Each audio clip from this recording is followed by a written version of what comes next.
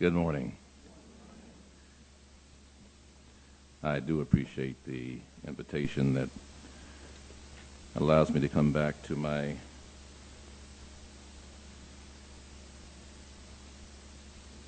college, to my university now.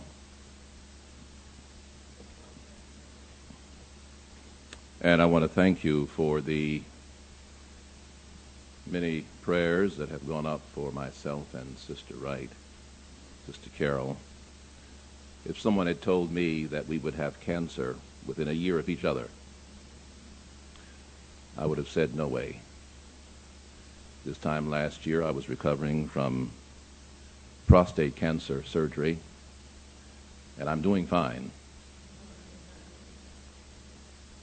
That critical PSA continues to show that 0.01,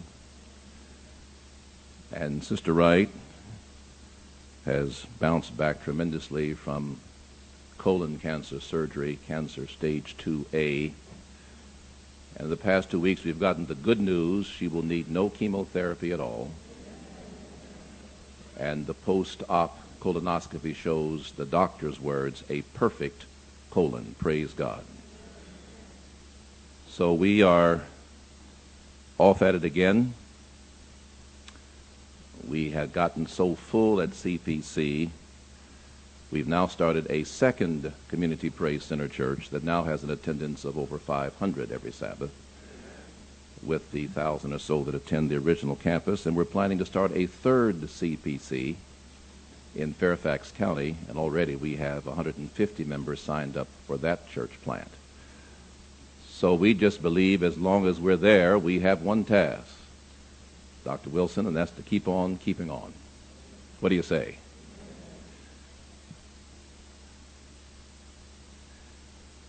Let's pray. We have a word from the Lord. Now, Lord, you give it. Amen. Judges 2.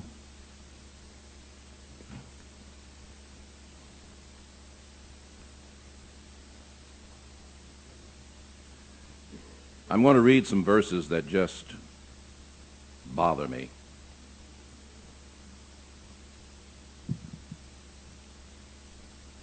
And I want you to listen to me. Because we don't teach anymore in the same contextual setting that we did even 5 years ago. As we see luminaries both in the secular and the church world passing away, you have to have your head stuck in the spiritual sand not to know that he that shall come is coming. And there is not a one of us, hear me now, there's not one person sitting here that can act like things are normal. How dare you go about your work as if it's all the same. And so these verses agitate me. Joshua 2 verse 8, and Joshua the son of Nun, the servant of the Lord, died, being 110 years old. Now the Bible never presents any information just for information's sake. So listen, verse 9. And they buried him in the border of the inheritance in Timnath-Heres in the Mount of Ephraim, or the north side of the hill Gash. Now comes the agitating, disturbing, and uncomfortable passage of Scripture. And also the generation were gathered unto their fathers. He died, and the generation, and all that generation gathered unto their fathers. And there arose another generation after them. I can't believe I'm reading this next phrase. Which knew not the Lord.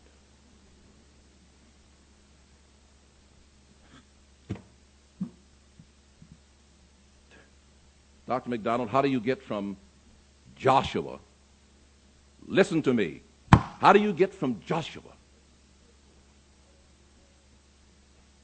and all the miracles of God done through Joshua? How do you get from the wilderness, water out of rocks, bread from heaven, shoes that don't wear out? Listen to me. How do you get from that?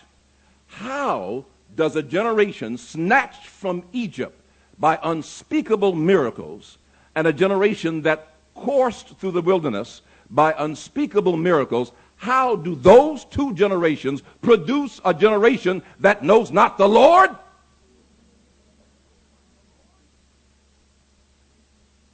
Everybody in this room ought to be upset. There ought to be a nagging question in your mind. How do we get here?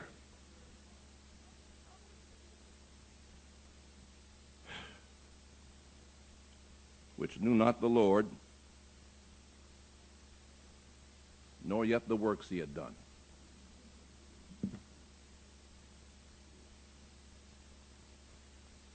My subject, what are you teaching?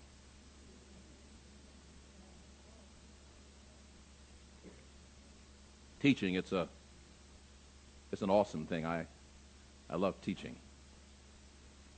I'm way more of a teacher than a preacher. I preach by accident. I teach by intent. And in the context of these two worship devotionals I will share, let us right now define and broaden the word teaching. It's more than just a person who stands up in front of a class and teaches the announced material in the bulletin. The word teaching for these two worships is reflected in Paul's words. You yourselves are our letter, written on our hearts, known and read by everybody. You show that you are a letter from Christ, the result of our ministry, written not with ink, hallelujah, but with the Spirit of the living God. Not on tables of stone, but on tablets of human hearts, 1 Corinthians 3, 2 and 3. And so, teaching for these devotionals is everything we do on this campus, from the cutting of the grass to the cooking of the food, through standing in the classroom, because all of us, with our attitude, our demeanor, our faith, our consistency, all of us teach these students. And every generation that comes into existence is the generation that knows not. Let's define that now. Every time a generation is born, they know not. I'll say amen for you. Yes, that's the case. And what they do or don't know comes from the generation that produces them.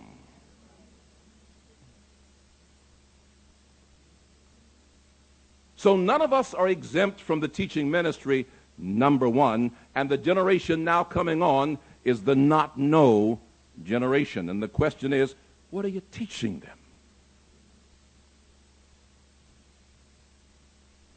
The setting of the passage is clear. We have to do that. That's what they teach us in homiletics. We have to do the setting. Theodore, we can't preach. We have to do the setting, announce the setting.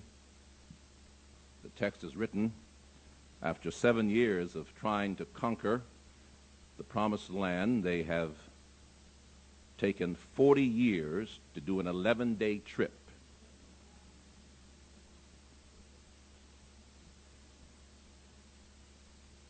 And all along the way, they have been bolstered by amazing language. When Joshua took the baton from Moses, went in, the Lord said this to them. Now, I want you to listen, because I want you to be amazed that people can have such experiences and not teach them. This is what God said to Joshua.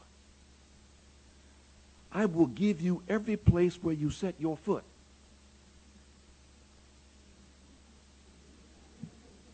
No one will be able to stand up against you all the days of your life. This is amazing stuff, y'all. and then be strong and be courageous because you will lead these people to inherit the land I swore to their forefathers to give them. This kind of language. And the Bible says, so Joshua took the whole land. The land had rest without war. And then it announces the fact that there was still yet land to be conquered. They placed their flag in Canaan. The subduing of the land was yet to be done. Somewhere, everybody's listening now, somewhere between coming in the land and getting settled, somebody got too comfortable. Because the generation that grew up in the land did not know the Lord. How can I say that? And did not know what he had done. Come on, y'all.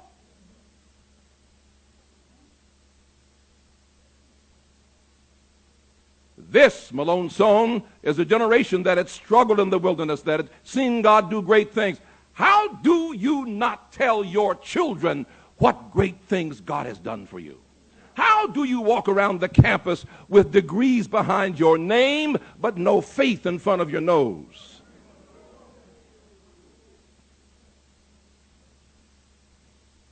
How does one do that? So that students in despair don't hear from you. Even if you work in the cafeteria, even if they are assigned to you for some task on campus that's not educational, how do you not tell that discouraged student that there's a God in heaven who manufactures tuition? There's a God in heaven who cures cancer. There's a God in heaven who brings money to pay rent. How do you not tell them he did it for you? How do you keep it quiet? I'm upset by this text. This text ought not exist.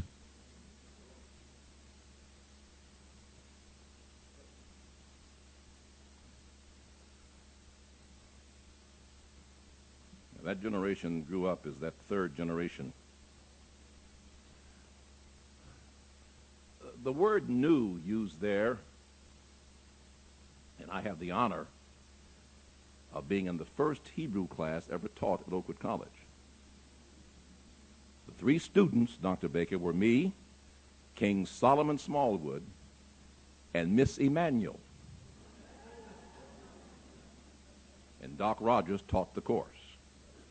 I'm also the first theological student at Oakwood to graduate with a minor in biblical languages. Don't mess with me. The word for know is yada. Yada. It has more, it's not the experiential word. See, to accuse the third generation of not experiencing is moot, redundant. They couldn't experience, they weren't born. So when the word yada is used, it means that somebody didn't teach.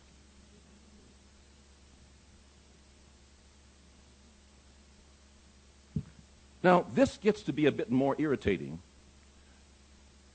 when you go to the book of Deuteronomy.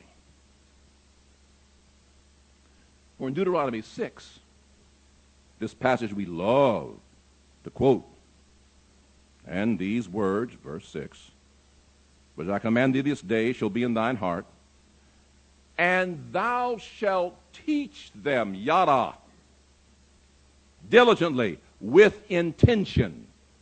Oh! The Bible is saying to the second generation, you can't just assume that they assimilate truth from you by watching you go to church. You must explain to them why the Sabbath is of the Lord. There must be something intentional that takes place. Now, Deuteronomy 6 occurs after Deuteronomy 5.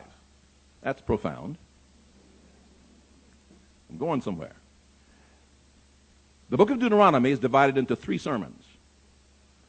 And the first sermon ends at the end of chapter 4. Then in chapter 5 are the commandments. And then after that comes teach them. Chapters 1 through 4 are more than just a litany of doctrine, but rehearses the experience of the second generation. For the book of Deuteronomy, second law, was given to the second generation that came out of Egypt after they had arrived at the edges of the promised land after 40 years. Moses reviews all that God has done. Hear me, hear me, hear me.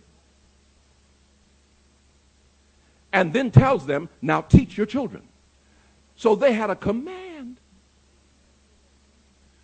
They had a command from God. A direct command. Teach them what? Teach them the background of how you got here. Teach them all that God has done. Give them a context for the faith. Ladies and gentlemen, we cannot take for granted anymore at a Seventh-day Adventist college where many of our students no longer come from academies or Adventist background. We cannot take for granted they know the context of this church, who we are, why we're special, we're remnant. We can't take for granted anymore. We must be intentional.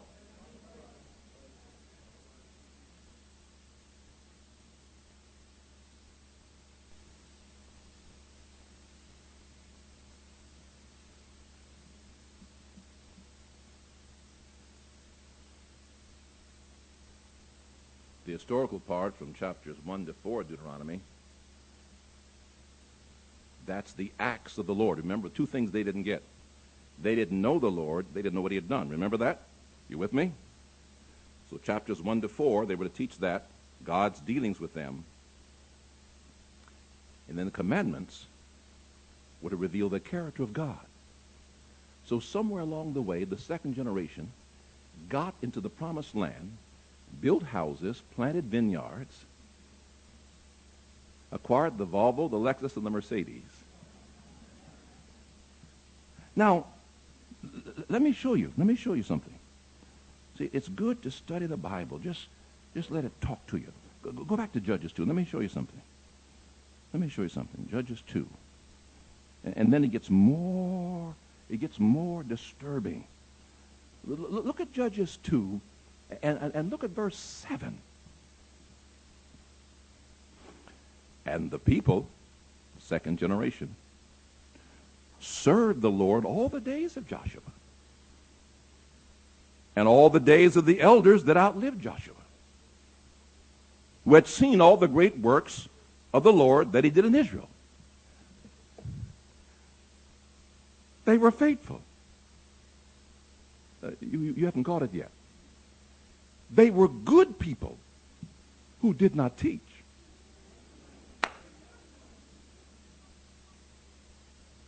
They are complimented in verse 7 and slammed in verse 10.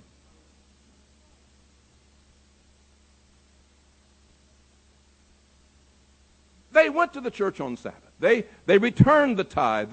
They talked about the second coming, but I'm getting upset now, but somewhere, listen to me, faculty, listen to me, staff, somewhere along the way, they got involved in the mechanization of religion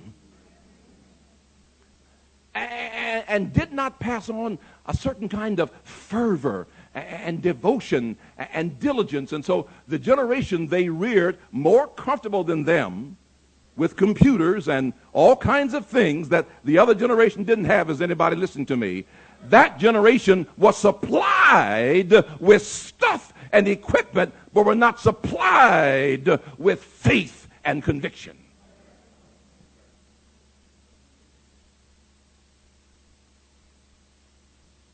I'm sorry to be so upset, but I am. Because verse 10 of Judges 2 should never be in the Bible.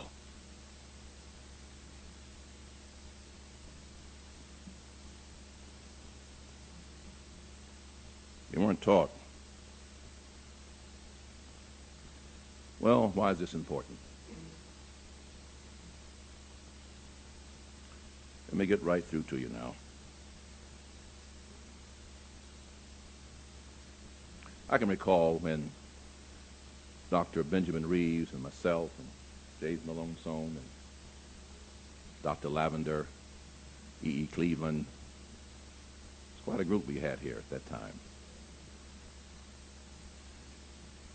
I taught here from 78 to 83, and we begin to see a change, Roddy. Good to see you, man. Begin to see a change. A lot more of our ministerial students, we realized, did not have an Adventist background.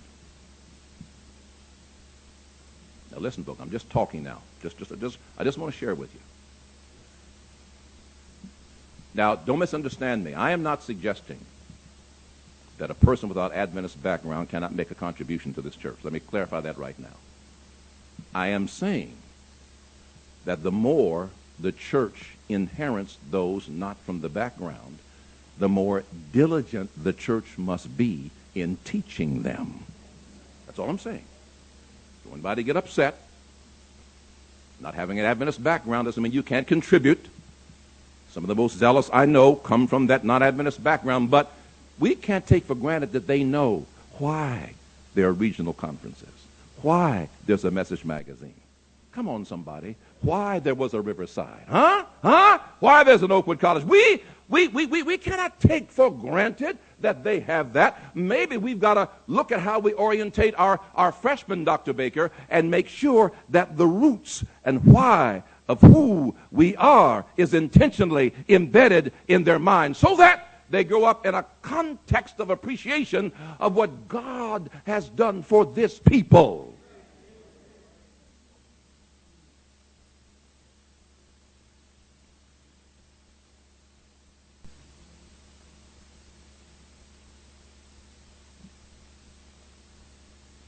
We used to assume that Adventist history was taught in the academies.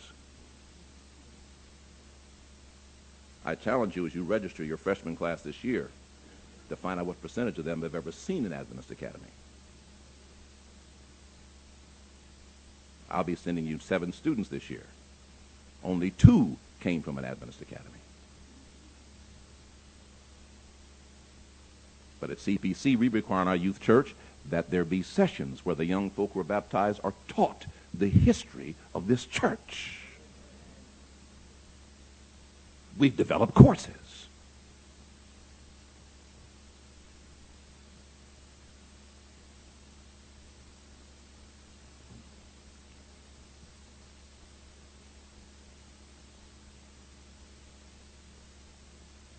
Comfortableness is not a bad thing.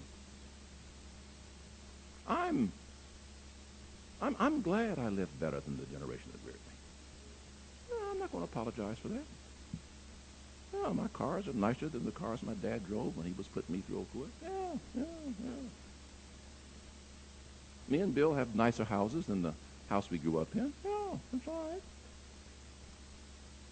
Now, we take care of our dad and make sure the house we grew up in stays his house, but, it's just, no, nothing wrong with that. Dad gave us the old 48 Dynaflow to drive around in. Remember, Bill had no shock absorbers. Bill would go down, up and down, He would drive faster as we went over the bumps of the car, do like this. We live better. We make more money. My beginning salary as a pastor in Mississippi was $48 a week. I don't groan like that. It goes further than what you're making right now. I'll tell you that smack dab now. Keep your groan to yourself. Had everything we needed, Susan. And when I married Carol, they bumped my salary up. $100 a month. She was an investment.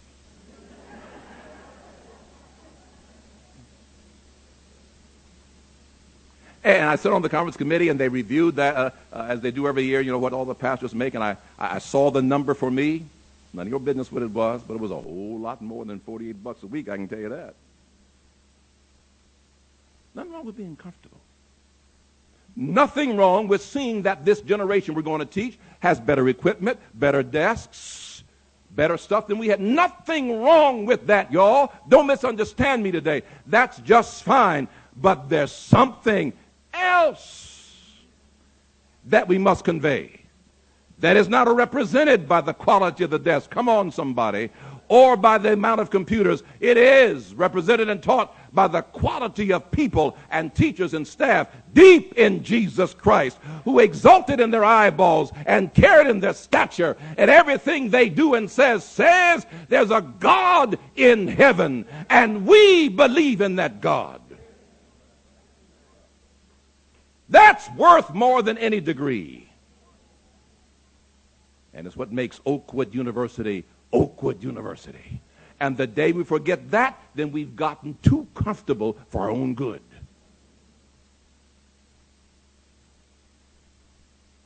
Oh, what are you teaching?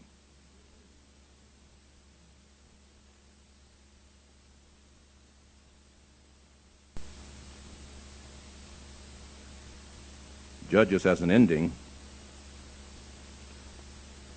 like no other book in the Bible. It's just a galling book. At CPC this year, we are studying every book of the Bible one by one.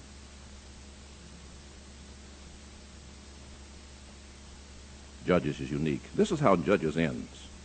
What an ending for a book. In those days, there was no king in Israel, and every man did that which was right in his own eyes.